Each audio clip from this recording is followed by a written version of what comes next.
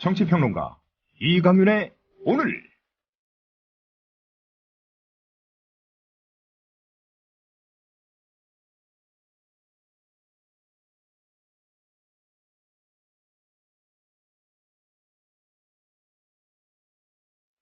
안녕하십니까, 이강윤입니다. 12월 7일 월요일 시작합니다. 나랑 같이 당을 바꿔나갈 건지 답하라고요. 변화와 개혁을 바라는 사람들과 함께 현장에서 정의와 인권을 바로 세울지부터 먼저 답하십시오. 진보는 분열로 망한다는 진보의 분열을 조장하는 듯한 오래된 말이 있습니다. 그 명제의 진위에 대해서는 일단 차치하기로 하고요. 지금 제1야당을 보면 진보와는 거리가 한참 먼 사람들이 갈라서고 싸우느라 몇 달째 날이 새고 집니다. 그러면서 겉으로는 진보인 척합니다. 그러니 황당할 밖에, 지긋지긋할 밖에요. 제1야당 내 이른바 비주류 여러분, 당권 갖고 싸우지 말고 일단 수구 세력과 싸우십시오. 그런 후에 국민과 당원들께 심판을 부탁하십시오. 잠시 후 시작합니다. 아직도 콘도 회원권 분양받으세요? No. 저렴한 금액으로 회원권을 이곳에서 구입하세요. 전국에 있는 모든 콘도 회원권, 여러분이 찾는 회원권에 관한 정보가 모두 있습니다. 회원권 114, 대한민국 대표 회원권 거래소 회원권 114, 인터넷과 모바일 앱에서도 검색할 수 있습니다. 02544-6114, 02544-6114. 지금 바로 전화주세요. 회원권 114. 대한민국 투어. 우리 국민TV 남덕수 조합원님께서 운영하시는 이 대한민국 투어. 이분이 그 20년 경력의 베테랑입니다. 이분의 어떤 경험을 여러분께서는 그냥 버스에 앉아가지고 다 빼먹는 거예요. 20년 동안 쌓아둔 그 빅데이터. 그렇죠. 버스가 이제 28인승 최고급 리무진 버스도 있고 45인승 좀 더 많은 분들이 타실 수 있는 이런 버스도 있으니까 고급진 여행도 바로 남덕수 조합원님과 함께라면 가능하다. 문의 전화는요 1599-2686번입니다. 1599-2686. 버스 여행하면 2686이 딱 생각이 나네요, 벌써. 1599-2686번 아니면 네이버나 다음 같은 그 검색창에서 대한민국 투어 이렇게 검색하셔도 되고요. 그리고 웹사이트 대한민국 투어 한글로 쓰시면 됩니다. 대한민국 투어.kr 이렇게 검색하셔도 언제든 들어가실 수 있으니까 우리나라 국내 여행도 많이 애용하시기 바라겠습니다. 대한민국 투어였습니다. 네, 5시 3분 30초 됐습니다. 제가 좀 부실해서 인대 수술을 좀 받느라고 이틀간, 지난주 목요일, 금요일 이틀간 방송을 못했습니다. 대신 진행해준 최요한 평론가, 그리고 다른 모든 전화 출연진 여러분들께, 그리고 청취자 감사의 말씀드립니다. 금요일에 방송을 마치고 그 다음 월요일, 대개 토일 이틀을 요즘 주 5일 제가 많이 정착이 됐다고는 하지만 특히나 일들이 많죠. 지난 12월 5일에는 제 2차 민중대회가 있었고 6일 일요일에는 또 안철수 의원이 일요일에 사나이답게 기자회견을 했죠. 여기서 마치 탈당을 시사하는 듯한 최후 통첩성 발언이 나와서 기사거리 찾는 일간지 기자들에게 또 일용할 양식을 제공했습니다. 많이들 답답하고 착잡하시리라 생각합니다. 12월 5일 대회는 지난 11월 14일 대회와는 좀 양상이 달랐습니다. 왜 달라지게 됐는지는 여러분들께서 더 잘 아시리라 믿습니다. 12월 7일 방송 시작하죠. 뉴스 브리핑 받으실 시간입니다. 정승주 아나운서 어서 오십시오. 안녕하십니까. 안녕하세요. 조계사에 피신 중인 한상균 민주노총 위원장, 지금 당장 조계사에서는 나갈 수 없다는 입장을 밝혔어요. 그렇습니다. 이에 따라 경찰은 한 위원장 검거를 위한 다각적인 방법을 강구하기로 했습니다. 한 위원장은 이날 서울 종로구 견지동 조계사에서 민주노총 관계자들이 대독한 기자회견문을 통해 노동계약을 막아야 한다는 2천만 노동자의 소명을 저버릴 수 없다면서 지금 당장 나가지 못하는 중생의 입장과 처지를 헤아려달라고 말했습니다. 지난달 16일 밤 조계사로 피신한 한 위원장은 평화적인 2차 민중총궐기 집회 이후 제 거취를 밝히겠다고 말씀드렸다며 신도회에서는 제게 대승적 결단을 촉구하기도 했다면서 고심을 많이 했다고 심경을 전했습니다. 그는 노동계약을 막을 수만 있다면 그에 따른 책임은 피하지 않겠다고 이미 말씀드렸다면서도 저를 구속시켜서 노동계약을 일사천리로 밀어붙이려 광분하고 있는 지금은 아니라면서 조계사를 당장 나갈 뜻이 없음을 분명하게 말했습니다. 한 위원장은 노동계약이 중단되면 조계종 화쟁위원회 도법 스님과 함께 출두를 할 것이며 절대로 다른 곳으로 피신하지 않을 것이라면서 민주노총과 80만 조합원의 명예를 걸고 국민 여러분께 공개적으로 약속한다고 강조하기도 했습니다. 네. 경찰 반응 어떻습니까? 경찰은 당장 자진 퇴거하지 않겠다는 한 위원장의 입장이 나오자 지금 단계에서는 조계사 경내 강제 진입을 검토하지 않고 있다면서도 한 위원장 검거를 위한 다각적인 방안을 내부적으로 검토하겠다 이렇게 밝혔습니다. 강신명 경찰청장은 오늘 기자간담회에서 조계사 쪽에 공식적으로 영장 집행을 하겠다고 요청하거나 물밑 조율 등 여러 방안이 있다면서 조계종과 민주노총과 논의해서 유의미한 결과가 없으면 경찰의 선택폭도 좁아질 수밖에 없다고 말했습니다. 그는 경찰도 단계를 밟아서 강제 진입 명분을 쌓아야 하지 않겠냐라면서 계획을 짜서 대안을 검토하는 건데 예를 들어서 5단계를 짜놓았다가 2단계쯤에서 해결이 되면은 강제 집행을 검토 안 해도 된다고 했습니다. 네. 경찰이 지난달 14일 열렸던 제1차 민중총궐기 집회를 민노총이 폭력 시위를 기획했다 이런 중간 수사 발표했는데 이에 대해서 민노총이 공식 입장을 내놨죠. 그렇습니다. 민주노총은 공식 성명서를 통해서 경찰이 집회와 시위의 자유를 억압하지 않았다면 충돌도 없었을 것이라면서 극히 일부의 충돌 상황은 부당한 공권력에 맞서면서 발생을 한 것이다 이렇게 강조했습니다. 또 대규모 폭동이라도 준비한 것처럼 경찰이 집회 참가자들에 대해 소요 혐의를 적용하겠다는 것은 공안 탄압 의지를 보여주는 것이라고 비판했습니다. 이에 따라 민주노총은 경찰의 유례없는 탄압 시도에 맞서고 노동계약을 막아내기 위해서 온 힘을 다할 것이다 이렇게 밝혔습니다. 네. 새정년 문재인 대표가 오늘 또 안철수 의원이 어제 기자회견에서 말한 것 그거에 대해서 오늘도 뭐 답할 생각이 별로 없다. 답하기 어렵다. 이런 입장이죠. 그렇습니다. 새정치민주연합 문재인 대표는 안철수 전 공동대표가 어제 혁신 전당대회 개최를 재요구한 것과 관련해서 오늘도 대답을 하기 조금 난감하다고 밝혔습니다. 문 대표는 오늘 기자들을 만난 자리에서 어쨌든 지금 우리에게 필요한 것은 안 전 대표와 함께 손을 잡고 단합해서 협력하는 것이라고 생각한다며 이렇게 말했습니다. 그러면서 협력 방안으로 자신이 제안한 문안박 연대가 적합하지 않다면 또 다른 방안이라도 모색돼야 한다면서 우리 당이 나아갈 길은 통합과 화합의 길이다 이렇게 거듭 강조했습니다. 네, 통합과 화합. 벌써 몇 년째 듣는 말인데 이게 그렇게 힘든지. 네. 자, 로스쿨 그리고 사법시험 존치 여부 논란 계속 확산 일로예요. 예. 서울대학교 로스쿨 재학생들이 정부의 사법시험 페이지 유예 발표에 반발하는 무기한 1인 시위에 돌입합니다. 서울대 로스쿨 총학생회는 오늘부터 청와대와 국회, 대법원과 법무부 등지에서 일부 재학생들이 자발적으로 무기한 1인 시위에 들어간다고 밝혔습니다. 총학생회 측은 1인 시위를 통해서 정부의 사법시험 페이지 유예 전면 철회와 법무부 장관의 사과를 요구할 계획이라고 설명했습니다.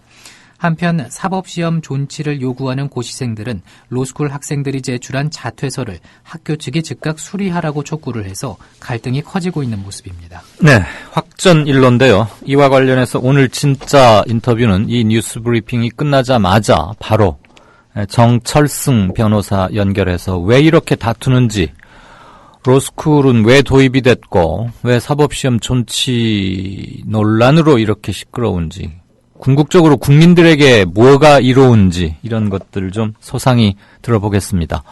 로스쿨 또는 사법시험 존치 여부에 대해서 의견이 있으시거나 질문 또는 전하고 싶은 말씀 있으시면 샵 인터뷰해서 남겨주십시오. 하긴 뭐 인터뷰가 약 7분 후에 진행될 예정이어서 너무 촉박하긴 합니다만. 자, 세월호 수색 때 관리 소홀로 민간 잠수사를 숨지게 한 혐의로 기소된 잠수사한테 무죄가 선고됐군요. 예. 광주지방법원 목포지원은 지난해 세월호 사고 때 수중수색 감독관을 한 민간 잠수사 A모 씨에 대한 선고 공판에서 무죄를 선고했습니다. 재판부는 A씨를 민간 잠수사 감독관으로 임명한 근거 서류가 없고 검사가 제출한 증거만으로는 민간 잠수사 사망과 관련해서 업무상 주의 의무가 부족했다고 인정할 수가 없다면서 무죄 선고 이유를 밝혔습니다. A씨는 세월호 선내 수색이 한창이던 지난해 5월 업무를 소홀히 해서 민간 잠수사 B모 씨를 숨지게 한 혐의로 기소돼서 징역 1년이 구형됐습니다. 네. 메르스 35번 환자, 이렇게 말씀드리면 좀 헷갈리실 수 있고, 삼성 서울병원 외과 의사 이렇게 말하면 좀 기억이 나실 겁니다. 그 의사가 퇴원했군요. 굉장히 오래 걸렸네요. 그렇습니다. 질병관리본부는 메르스 확진 이후에 치료를 받아오던 35번째 환자가 어제 퇴원했다고 밝혔습니다. 35번째 환자는 투병 중 한때 상태가 위중해져서 인공호흡기와 체외 산소화 장치인 에크모 치료를 받기도 했지만은 이후 상태가 호전돼 지난 7월 1일 최종적으로 음성 확인됐고 이후 재활 치료를 받아왔습니다. 질병관리본부 관계자는 35번째 환자가 퇴원 후에도 외래를 통해서 치료를 지속할 예정이라고 설명하기도 했습니다. 네.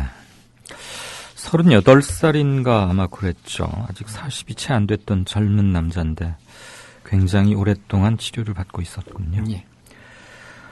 자, 서울 양천구 목동에 있는 다나 의원, 이것은 우리 한 개에 100원 정도밖에 하지 않는 주사기를 몇 년째 재사용해와서 깜짝 놀랬고, 그렇게 해서 도대체 한 달에 몇십만 원이나 모을 수 있는 건지 이해가 안 간다는 분들이 대다수인데, 거기에서 주사기 재사용으로 인해서 감염된 C형 간염 감염자 더 늘어나고 있다고요? 그렇습니다. 질병관리본부는 어제 0시를 기준으로 서울 양천구 다나의원에서 발생한 C형 간염 감염자가 전보다 4명이 늘어난 82명으로 집계됐다고 밝혔습니다. 질병관리본부는 집계된 감염자 82명 가운데 56명은 현재 감염 중인 상태로 이 가운데 39명의 유전자형이 치료가 어려운 1A형이라고 설명했습니다. 앞서 질병관리본부는 지난 2008년 5월 이후 다나 의원을 이용한 2,200여 명을 확인해서 이 가운데 절반가량에 대한 C형 간염 검사를 마쳤습니다. 네. 우유업체 랭킹 1, 2위들이던데 보니까 전 현직 경영진들 무더기로 재판에 넘겨졌네요. 그렇습니다. 서울 북부지검은 뇌물과 횡령 혐의 등으로 서울우유 상임이사 63살 이모 씨 등 3명을 구속 기소하고 매일유업 전 부회장 56살 김모 씨 등 7명은 불구속 기소했습니다. 검찰 조사 결과 서울우유 상임이사 이 씨는 지난 2010년 3월부터 올해 2월까지 납품 과정에서 편의를 봐주겠다며 납품업체 대표에게 8,500만 원을 받은 혐의를 받고 있습니다. 또 매일유업 창업주의 아들이자 회사 3대 주주인 매일유업 전 부회장 김 씨는 우유 운송과 광고 등을 주선하는 납품 중개업체를 설립하고 업체들로부터 48억 원을 챙겨서 생활비와 유흥비 등에 쓴 것으로 확인이 됐습니다. 이러니까 손가락질 받는 겁니다. 천민 자본주의 소리 언제나 앞설지. 근본적으로는 경제민주화법을 시행하지 않고서는 일부 재벌들의 빗나간 행동, 도덕적 규탄이나 호소만으로는 결코 바로잡힐 수 없다는 것 또 한 번 확인하게 되기도 합니다. 네. 자, 올 초에 담배값 오른다 그래가지고 사재긴 그러고 그 담배세 걷어서 다 어디로 갔냐 이러는데 연말 되니까 이제는 소주값 줄줄이 오르고 있다고요. 소주업계 점유율 1위인 하이트진로 참이슬의 출고 가격이 지난달 30일부터 인상된 가운데 다른 소주업체도 뒤따라 가격을 올리고 있습니다. 대전 충남 지역 주류업체인 맥키스 컴퍼니는 오투린의 출고가를 963원에서 1016원으로 인상했습니다. 또 제주 주류업체 한라산 소주는 한라산 소주 가격을 1080원에서 1114원으로 올렸습니다. 시장에서는 업계 2위인 롯데주류의 처음처럼도 다음 주쯤 가격을 올릴 것이라는 전망이 나오고 있다고 합니다. 네. 교통카드 분실 등으로 사용하지 못하게 된 잔액이 무려 650억 원에 이른다. 이런 얘기네요. 그렇습니다. 소비자문제연구소 컨슈머 리서치는 국내 10개 교통카드 사업자의 환불 정책을 조사한 결과 대부분이 분실 또는 도난 시 잔금을 환불해주지 않았다고 밝혔습니다. 이와 관련해서 교통카드 운영사들은 교통카드는 선불식 무기명 충전카드이기 때문에 카드가 없으면 잔액 확인이 어렵고 습득한 사람이 잔액을 쓸 수도 있어서 돈을 돌려줄 수 없다고 해명했습니다. 하지만 실제로는 카드 번호를 등록했을 경우에는 도난 분실 때도 잔액을 조회할 수가 있고 이 돈을 돌려주었을 경우 카드에 남은 돈은 영원이 돼서 다른 사람이 쓸 우려도 없었습니다. 컨슈머 리서치 측은 찾지 못한 잔액의 경우 시간이 지나면은 그대로 카드사 수입으로 넘어가는데 이 돈이 650억 원에 이른다면서 환불 정책을 개선해야 한다고 지적했습니다. 네, 옛날에 동전 넣어서 하던 공중전화 시절에 그 낙전 수입이 어마어마하던데 이제 디지털 문명의 힘으로 바뀐 교통카드 여기에서도 또 650억 원 거액이군요. 이런 걸 그냥 꿀꺽하면 안 되는데. 자, 살다 보니까 이런 뉴스도 전합니다. 보수 성향 언론인 대표격이죠. 조갑재 씨가 일베 회원을 다 고소했네요. 그렇습니다. 서울 송파경찰서는 지난 9월 조 씨가 명예훼손 혐의로 일베 회원인 송모 씨에 대한 고소장을 냈다고 밝혔습니다. 조 씨는 고소장에서 송 씨가 일베 게시판에 자신이 박 시장 아들의 병역 비리를 옹호하면서 4억여 원을 받았다는 허위 글을 올려서 명예를 훼손했다고 주장한 것으로 확인됐습니다. 검찰은 송 씨를 기소 의견으로 검찰에 송치했습니다. 네. 뇌물수수 혐의 받고 있는 민영진 전 KTNG 사장 오늘 검찰에 출두했죠? 예, 서울중앙지방검찰청 특수 3부는 오늘 오전 민영진 전 사장을 피의자 신분으로 불러서 조사하고 있습니다. 민 전 사장은 검찰 출석에 앞서 취재진에게 금품 수수 혐의 등을 부인한다면서 KTNG 직원들이 지속 가능한 경영을 위해 회사를 잘 이끌어 주었으면 좋겠다는 말을 남겼습니다. 검찰은 민 전 사장을 상대로 KTNG 협력업체로부터 자녀 결혼식 축의금 명목의 억대 금품을 챙긴 혐의와 고가의 시계를 받았다는 의혹에 대해 집중 조사하고 있습니다. 또 충북 청주시의 연초 제초창 부지를 매각하고 소망 화장품을 운영하는 과정에서 거액의 비자금을 조성했다는 의혹에 대해서도 사실관계를 파악하고 있습니다. 검찰은 민 전 사장을 상대로 받은 금품의 대가성과 비자금 조성 여부 등을 조사한다는 방침입니다. 네. 국정역사교과서 편찬 기준 최종안 15일, 그러니까 다음 주 화요일이군요. 15일에 공개한다고요? 그렇습니다. 국정으로 전환되는 중고교 역사 교과서의 집필 편찬 기준 최종안이 오는 15일 공개될 것으로 보입니다. 교육부 관계자는 현재 전문가, 교사, 학부모 등 16명으로 구성된 편찬심의위원회가 편찬 기준 내용을 심의하고 있고 늦어도 이번 달 중순에 편찬 기준을 확정해서 공개할 계획이라고 밝혔습니다. 교과서 발행 업무를 위임받은 국사편찬위원회는 빠듯한 집필 일정을 고려해서 편찬 기준 확정이 더는 지연되지 않도록 발표 날짜를 15일을 넘지 않는다는 방침을 세운 것으로 전해지고 있습니다. 편찬 기준이 확정이 되면은 집필지는 곧바로 집필에 착수한다고 합니다. 편찬 기준도 제대로 못 세우고 있으면서 뭘 이러니 날림 교과서가 될 수밖에 없다는 이전의 비판들이 더욱 설득력을 얻는 게 아닌가 싶습니다. 생활 관련 뉴스네요. 찬물에도 잘 녹고 잘 빨리는 세제라고 그렇게 선전한 것들이 실은 뭐 별로 안 그렇다면서요. 그렇습니다. 한국소비자원은 찬물 특화 세제와 일반 세제를 비교해 보니까는 성능에는 별 차이가 없었고 오히려 일반 세제의 세척력이 더 좋은 경우도 많았다고 밝혔습니다. 하지만 가격은 찬물 특화 제품이 3배 이상 비싼 상황입니다.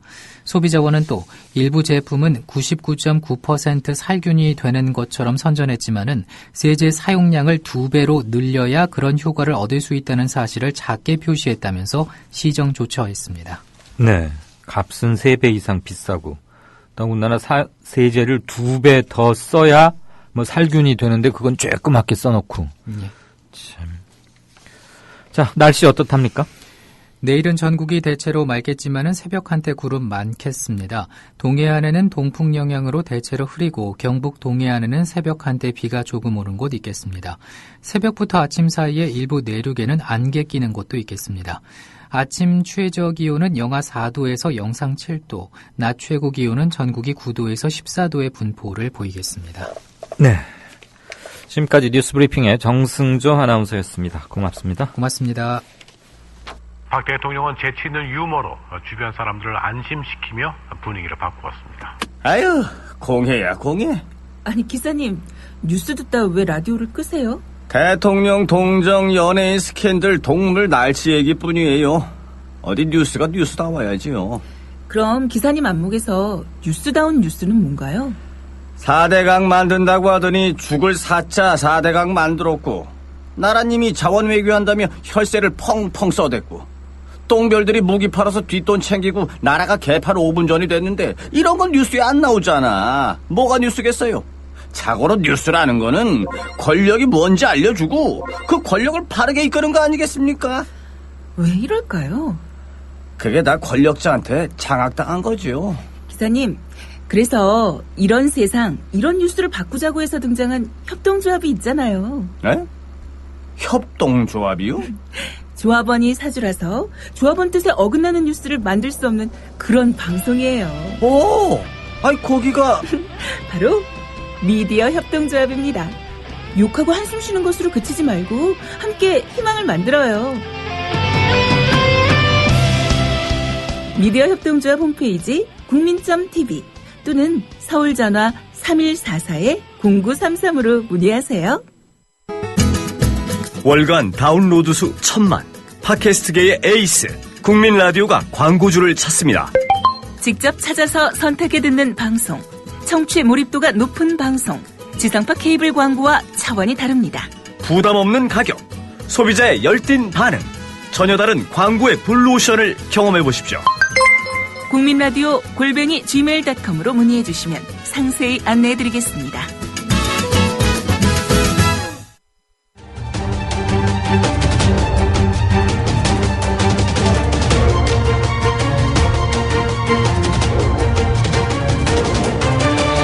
이강윤의 오늘, 이제는 진짜 인터뷰입니다. 네, 예고해드린 대로 사시 존치 논란 관련해서 정철승 변호사님 연결했습니다. 고상만의 수사반장 이런 거 통해서 이름, 성함을 익히 아시는 분들도 계실 거고요. 페이스북 많이들 하시죠. 아주 유명한 파워 페이스부커이시기도 합니다. 뭐 글 하나 쓰시면 뭐 한 좋아요가 한 700~800개는 기본이고요. 세월호 희생자들 그리고 세월호 유가족들 모욕했던 일베나 그 일베에 준하는 이런 언설 늘어놓았던 사람들 샅샅이 조사해서 법원에 데리고 가서 혼돈내고 정의를 바로 잡기 위해서 조용히 표 안 내고 혼자 애쓰셔왔던 분이기도 합니다. 친일파 재산 환수 이런 거에 대해서도 법적으로 대응하고 계시고요. 정철승 변호사님 안녕하십니까? 네, 안녕하세요. 정철승입니다. 제가 대충 맞게 소개했습니까? 아유, 이거 너무 과하게 하셔가지고 제가 민망하네요. 아니, 제가 정 변호사님 소개 원고를 오늘 따로 쓸 시간이 빠듯해서 그냥 머리 네. 생각나는 대로 했습니다. 네, 감사합니다. 별 말씀을요. 오늘 지금 회의 중이시라 그래서 평소에 네. 이 진짜 인터뷰는 6시 한 8분이나 10분쯤 연결해서 한 20분간 진행하는 게 고정 포맷이긴 했는데 네. 변호사님 일정 때문에 앞당겼습니다. 빠듯하지만 회의를 잠시 멈추고 나와서 전화 인터뷰에 응해주신 것 먼저 감사드립니다. 예, 감사합니다. 요즘 뉴스 보니까 서울대 법학대학원, 그냥 사람들은 아직도 서울법대 로스쿨 이런 식으로들 표현을 해요. 엄밀히 말하면 서울법대는 없어진 건데. 그렇죠. 이 친구들이 박스에다가 자기들 자퇴원을 가득 담아가지고 대표되는 학생이 어디 가서 제출하고 그러면서 1인 시위도 돌입한다고 그러니까 그래도 서울대 로스쿨이면 옛날 서울법대나 진배 없이 공부도 잘하고 똑똑하리라고 생각들 다 하고 들어가기도 어렵고 이런 거 다 아는데 아니 저 친구들이 왜 저럴까? 그저 공부만 하는 줄 알았는데 왜 저럴까? 그런 뉴스들 보셨을 거예요, 다들. 사시 존치 기간을 좀 늘리겠다는 법무부 반대에 대해서 로스쿨 학생들이 왜 이렇게 극렬하게 반대하는 겁니까?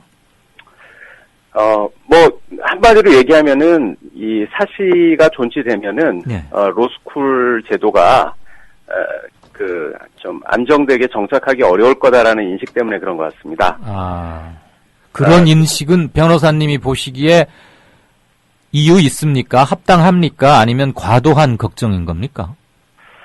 그거는 보기 나름인데요. 네네. 이제 이웃 일본인 경우에는, 일본은 우리나라보다 한 5년 정도 먼저 로스쿨 제도를 도입을 했는데요. 네. 로스쿨 제도와 병행해가지고 예비시험 제도라는 거를 같이 둬가지고, 로스쿨 3년을 마치지 않아도 그냥 법과대학 4년 마치고 소정의 시험을 보면은, 이 사법시험을 칠 수 있는, 그런 말하자면 좀 단계 코스 같은 제도가 있습니다. 이제 그러다 보니까 아주 유능한 학생들은, 똑똑한 학생들은 3년 동안 많은 돈과 시간을 들이지 않고 그냥 단기간 안에 예비시험이라는 거를 공부해가지고, 그렇게 변호사 자격을 따는 경우가 많이 있어가지고, 로스쿨 제도가, 형해화된다는, 그러한 어떤 우려까지 나오고 있거든요. 우리나라 로스쿨 쪽에서도 아마 좀 그러한 예를 보고, 많이 우려를 하는 것 같습니다. 지금 우리나라에서 변호사가 되는 길은 이 시간 현재로 이제 앞으로도 몇 년 동안은 이게 병행되겠습니다만 두 가지죠. 이른바 기존의 사법시험 그걸 봐서 법관이 되는 거, 검사나 법관이 되는 거. 또 하나는 로스쿨에 들어가서 공부를 마치고 변호사 자격 시험을 봐서 붙으면은 변호사가 되는 이 두 가지죠, 현재는? 네, 그렇습니다. 애초에 우리가 로스쿨을 도입할 때요. 아마 제 기억이 맞는지 모르겠는데 노무현 정부 당시에 사법개혁을 해야겠다. 그리고 국민들에게 법률 서비스 제공되는 법률 서비스의 질을 좀 높여야겠다. 그러면서 논란 끝에 도입했던 게 로스쿨 아닙니까? 네, 그랬죠. 로스쿨을 도입하면은 어떤 점에서 사법이 개혁이 되고 법률 서비스 질이 어떻게 올라간다고 당시에는 여론이 모아졌었죠? 그게 이렇게 딱 정확하게 설명이 되고, 연구나 그런 여론조사 결과에 근거해가지고 결정된 건 아니었고요. 네네. 1990년대, 그러니까 김영삼 대통령 정부 때부터, 이 무슨 세계화다 뭐다 해가지고, 우리나라의 여러 제도들이 어떤 어떤 세계적인 경쟁력을 좀 높일 수 있는 제도 개선 같은 걸 많이 연구를 했습니다. 네네. 이제 그 일환으로 해가지고 법조인 선발 및 양성 제도도 사법시험 제도보다는 이제 전 세계적으로 가장 경쟁력이 있는 그런 법조인 국가가 이제 미국이고 하니까 미국에서 로스쿨 제도를 쓰고 있으니까 우리도 한번 도입을 해서 법조인들의 어떤 국제 경쟁력이나 이런 걸 한번 높여보자. 이제 이런 식으로 시작이 됐었던 건데요. 근데 그게 이제 노무현 정부 때 이 사법제도 개혁이라는 또 좀 약간 다른 이름으로 해가지고 기존에 연구됐던 로스쿨 제도가 그냥 계속 그 논의가 이어져 내려왔던 거죠. 근데 사법제도 개혁이라고 하는 그것은 이제 국민의 사법 불신이라든가 아니면 국민이 좀 양질의 또는 값싸고 양질의 그런 어떤 사법 서비스를 받을 수 있는 이제 그러한 관점에서 보통 논의가 되는데 로스쿨 제도라고 하는 것은 사실 그거하고 직접 연관은 없는 제도입니다.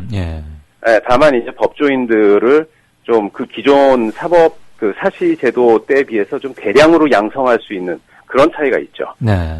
뭐 고시 낭인을 줄일 수도 있다. 뭐 이런 얘기도 그때 이외 하나로 든 것 같은 기억이 나긴 하는데 사실 우리가 사법개혁 이렇게 말했을 때 제일 먼저 떠오르는 것은 검찰권의 남용 또는 정권의 눈치를 보는 검찰 이런 것들 좀 없애고 제대로 독립시켜서 정의를 지키는 마지막 거악 척결 노릇을 좀 분명히 해라. 네. 그리고 법원 문턱이 너무 높고 어려운데 쉬운 말로 해서 웬만한 작은 소송은 굳이 변호사분들 이렇게 조력 없이도 이렇게 할 수 있도록 좀 하자. 아무튼 법원이 너무 이렇게 특수 무풍지대다. 이런 것을 좀 완화시키자. 이런 취지였던 것 같은데 세계화 열풍 타고 뭐 법률시장 개방 뭐 FTA 이런 문제 하면서 그냥 이렇게 진지한 논의 없이 좀 넘어간 감이 있다. 이렇게 이해하면 되겠습니까?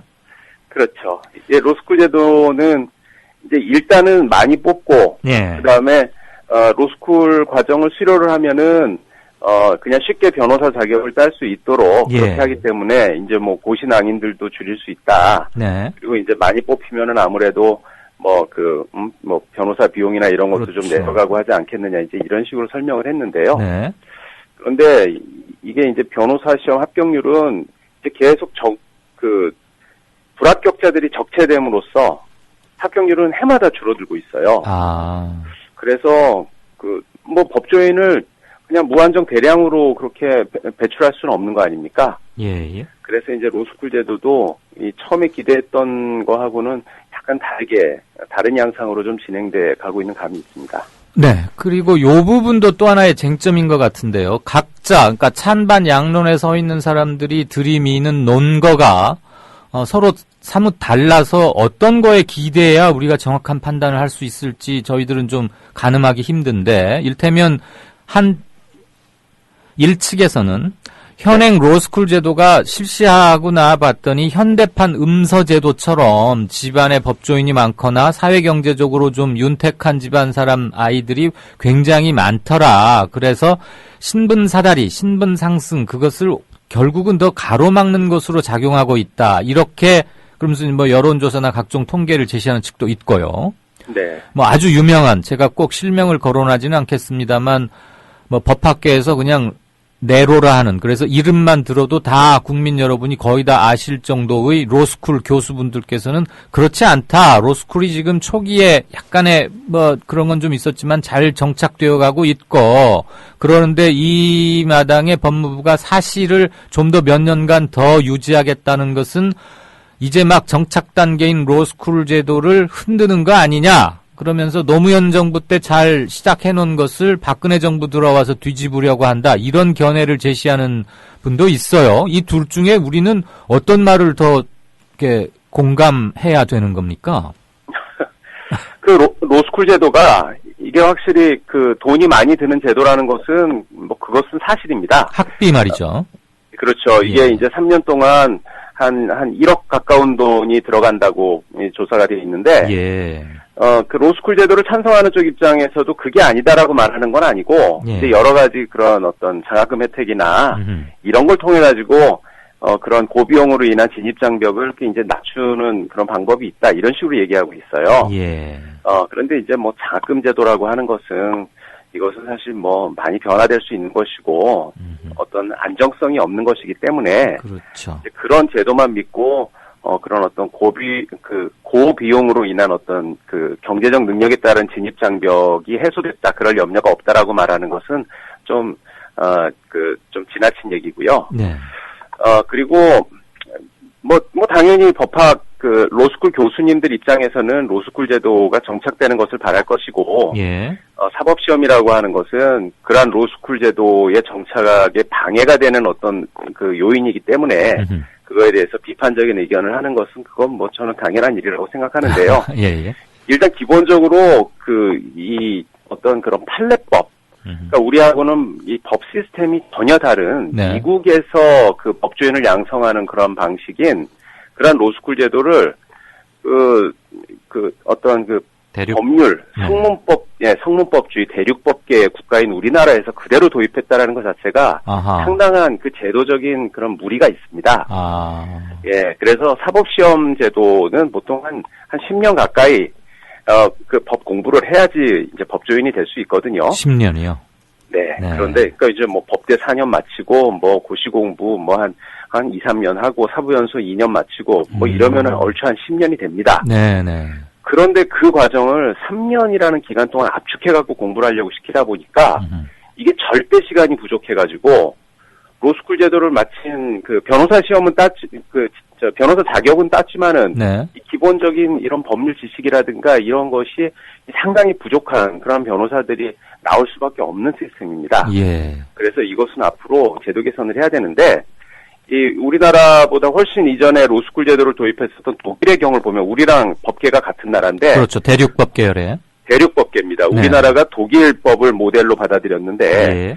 그 독일이 71년도에 로스쿨 제도를 도입했다가 84년도에 폐지를 했어요. 아, 폐지를 했군요. 네, 근데 뭐 폐지된 원인에 대해서는 각각 해석이 다르긴 한데, 이 독일에서 로스쿨 제도 폐지할 당시에 그 로스쿨 그 기간을 6년 6개월로 운영을 했었습니다. 아, 우리보다 훨씬 기네요. 훨씬 길죠. 네. 이게 그 정도는 가르쳐야 온전한 실무가를 양성할 수 있다라는 그런 판단 때문에 그랬거든요. 예. 예, 그래서 지금 현행 로스쿨 제도는 앞으로 대단히 많은 그런 어떤 보완과 개선이 필요할 것 같습니다. 현대판 음서제도라는 그런 측면에서의 비판을 할 수 있는 통계도 있는 건 분명한 사실이지만 법리학적인 측면에서 보더라도 우리는 대륙법 체계를 채택하고 있는 국가인데 그 법조 3륜이라고 하잖아요. 흔히들 검사, 판사, 변호사를. 그중에 한 법조의 아주 중요한 주축인 그리고 실질적으로 우리가 법률 서비스, 법률적 조력을 받는 거에서는 변호사들과 굉장히 가까워져야만 하는 것이 앞으로도 이제 그런 추세일 텐데 변호사를 양성해내는 시스템은 영미법, 특히 미국 중심의 법률 시장, 거기서 잘 되고 있는 것을 갖다 붙여놨다. 그러니까 조금 어울리지 않는 요소들, 이질적 요소가 있는 것들을 그냥 접붙이듯이 해놨다. 이런 점에 기본적으로 로스쿨은 우리 실정에 정착되기가 좀 어려운 점이 있다. 이런 말씀이신 거네요. 네, 뭐 현재로서는 그렇게 봐야 될 것 같습니다. 아, 그러면은 이른바 대륙법 체계를 채택하고 있는 국가들에서는 로스쿨 제도가 아예 없거나 또는 시도했다가 폐지하거나 설령되고 있더라도 그렇게 좀 미미한 편인 그런 상태인가요? 이제 대륙법계를 취하고 있는 나라들이 이제 대표적으로는 독일의 경우 말씀드렸고요. 예. 그다음에 이제 일본 그리고 또 대만이 그런데 네. 일본은 로스쿨 제도와 그다음에 이제 그 병행을 하죠. 예비 시험이라는 제도를 병행을 해가지고 예. 예, 우리하고는 다른 방식으로 하고 있고 대만은 우리보다 훨씬 이전부터 로스쿨 제도를 검토는 했지만은 아직도 제도를 받아들이고 있지는 않습니다. 아, 그렇군요. 그래서 우리나라는 상당히 좀 뭐랄까요, 좀 이례적으로 좀 제도 도입을 뭐라고 얘기할까요? 과감하게 도입을 해야 하는 측면이 있죠. 아, 네. 뭐 이렇게 그 유예 기간이나 시범 실시 뭐 이런 게 아니고 전격적으로 도입해서 부작용을 가지고 올 소지가 애초부터 좀 내포되어 있었다. 이런 말씀이신 건가요? 네, 그렇습니다. 흔히들 말이에요. 로스쿨은 지금 변호사님 답변 중에서도 거론된 부분입니다만 로스쿨은 한 3년간 물론 아주 혹독하게 공부는 시키겠죠. 열심히들 할 거고. 네. 그런데 한 3년 정도 공부를 해서 변호사 자격 시험을 통과하면은 이제 변호사가 되는 거고 사법고시는 법학과 한 4년 물론 이제 비법대 출신들도 당연히 법률 공부를 해서 시험에 응시할 수 있습니다만 그렇게 해서 공부를 하고 시험을 치면은 2년간 사법연수원에 들어가서 집중적인 국가에서 운영하는 시스템으로 집중적인 교육을 받은 다음에 15를 또 한 1년간 더 하게 돼 있죠? 연수원 과정은 2년이죠. 아, 15 포함해서 2년입니까? 그 15기간은 연수원 기간 안에 포함되어 있습니다. 네. 자, 그럼 2년간 그렇게 실무 교육을 받은 후에 이제 법조인으로 배출이 되는데 사람들은 로스쿨은 뭐 전국의 유명한 대학들은 다 이미 하고 있고 정원도 굉장히 많고 사법고시는 뽑는 숫자가 굉장히 적으니까 사실을 통과한 사람들이 실력이 좀 더 우수한 거 아니냐라는 막연한 생각을 좀 갖고 있는 게 현실인 것 같아요. 왜냐하면 국민 대다수가 무슨 운전면허 시험 보듯이 사실을 보는 건 아니잖아요. 아무튼 그 시험이 어렵고 그래서 공부도 많이 해야 한다 이렇게들은 알고 있는데 사실을 계속 존치를 시켜놓으면 사시 출신 법률가와 로스쿨 출신 변호사 사이에 뭔가 묘한 층하가 진달까? 국민들 인식에서도 좀 구분하는, 그리고 상하관계로 인식하려는 듯한 것을 로스쿨 학생들이 좀 피해의식이 좀 작동해서 이렇게 과민하게 반응한다, 이런 견해도 있던데 그 점은 정 변호사께서는 어떻게 생각하십니까? 뭐 사실 그런 면도 없잖아 있을 것 같습니다. 네. 그리고 실제로 일본에서 보면은요, 그 예비 시험을 통해 가지고 그 신사법 시험을 예비 시험 코스를 통해 갖고 법조인이 된 사람들이 훨씬 더 똑똑하다라는 그러한 인식들이 있어요, 국민들이. 그래서 이제 로스쿨 출신들은 아무래도 사법 시험을 합격을 하고 그다음에 이제 사법연수원이라는 이 국가가 운영하는 전문 그런 그 법률 양성 기관을 수료한 사람들에 대해서 뭐 어떤 좀 뭐 피해의식이랄까 열등감을 가지는 것도 충분히 이해되는 일이죠. 네. 지금 말씀하시기가 조금 너무 그리고 조심스러우실 수밖에 없다는 것은 저도 이해는 합니다. 조심스럽죠. 법조계가 굉장히 좁고 여러 인연으로 굉장히 얽히는 곳인데다가 그 숫자 자체가 워낙 적기 때문에 공공 매체에서 어느 한 무슨 뭐 거침없이 피력하는 게 정 변호사님 개인에게는 좀 곤혹스러울 수도 있다는 건 압니다만 저 역시 또 질문은 그렇게 아니 드릴 수가 없다는 점 좀 이해를 해주시고요. 아니 그런데 그게 이제 개인적인 그런 우리가 사시가 있으면은 좀 뭐 이류 법조인으로 그렇게 취급당한 것이 아니냐 이런 생각이라면은 그것은 본인들이 스스로 극복을 해가지고 어떤 사회 인식을 고치려고 그렇죠. 그렇게 노력하면 되는 일 아니겠습니까? 경쟁력을 확보하면. 그렇죠. 그래서 결국 국민들이 볼 때는 사시 출신이냐 로스쿨 출신이냐 보다는 법을 온당하게 그리고 훨씬 법 수요자 측에서 잘 이해하고 도와주면 그게 훌륭한 변호사라고 생각하는 게 너무 당연한 거 아니겠어요? 아유, 그렇습니다. 그럼 어차피 우리가 도입은 했는데 마지막 질문 여쭙겠습니다. 이 사시 존치라는 것도 영원히 지금 계속 유지하겠다는 게 아니고 몇 년, 원래는 2017년에 폐지하려다가 그걸 한 4년쯤 더 해보자 이런 얘기인데 정부의 입장은 근본적으로는 언젠가는 사시를 없애겠다는 거고요. 그러면 로스쿨 제도가 현대판 음서 제도다 이런 비판 내지는 분명한 근거가 있는 지적들, 이런 것들을 면해가면서 법률 서비스 질 향상으로 가기 위한 그런 점을 사시 출신 변호사이시기는 하지만 한 말씀 고언 또는 충고 또는 제안 같은 걸 하신다면요? 너무 어려운 질문이시고요. 이제 뭐 그런 게 정답이 있을 리는 없죠. 그런데 올해 사법시험 합격자 중에 낮에는 무슨 식당이나 이런 데서 아르바이트를 하고 이제 밤에 고학을 해가지고 사시 합격한 어떤 여학생의 얘기가 아주 화제가 된 적이 있었습니다. 그런데 로스쿨 제도만을 통해서 법조인을 양성하는 방식이 돼버리면 이제 그런 사람은 나올 수가 없어요.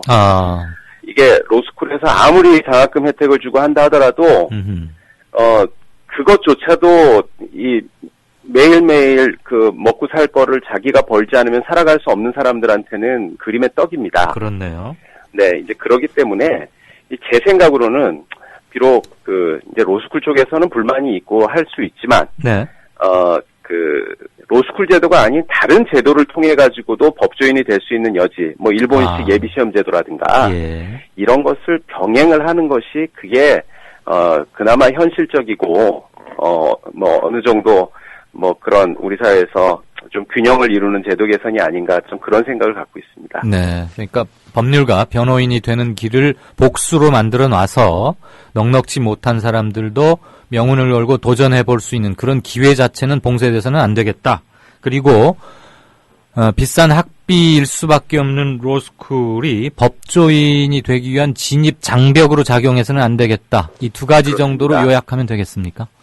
노무현 대통령 때 만든 제도가 노무현 변호사 같은 사람을 원천 봉쇄하는 식으로 그렇게 되면 안 되겠죠. 네. 변호인 노무현. 잘 알겠습니다. 아주 상징적인 비유를 통해서 답변을 대신해 주셨네요. 그래서 제발 좀 우리 사회가 너무 곳곳에서 격렬하게들 싸우니까 좀 이런 거라도 좀 덜 싸우고 현명하게, 그리고 법률가 집단이야말로 논리적이고 그래야 하는 집단으로 알고 있기 때문에 거기서라도 이런 극한적인 그런 거 말고 좀 합리적인 결론을 도출했으면 하는 게 아마 많은 청취자, 시청자분들의 바람이 아닌가 싶습니다. 오늘 말씀 감사합니다. 네, 감사합니다. 네. 지금까지 로스쿨 사시 존치 및 로스쿨생들의 자퇴원, 집단 자퇴, 그리고 시위, 이 국면 계속 뜨거워지고 있는데요. 이 관련해서 정철승 변호사와 얘기 나눴습니다. 미디어 협동조합이 벌이는 싸움은 단번에 끝나는 단거리 달리기가 아니라 마라톤입니다. 반만 년 동안 기승을 부려온 기득권 논리, 또 기회주의가 어찌 일거에 숙청되겠습니까? 인내심과 지구력을 갖고 천천히 또박또박, 그리고 신랄하게 헤쳐나가야 합니다. 국민TV의 조합원이 되어주십시오. 이 사술과 기만의 시대 언제까지 방치하겠습니까? 국민TV가 가장 무서운 견제자로서 어둠을 헤치고 썩지 않게 하는 힘이 되겠습니다. 이제 가입하실 때가 됐습니다. 미디어 협동조합 홈페이지 국민.tv 또는 mediacoup12@gmail.com의 문호는 24시간 열려 있습니다. 다 함께 자부심으로 물려줄 세상을 만듭시다. 누가 아닌 바로 당신이 할 일입니다.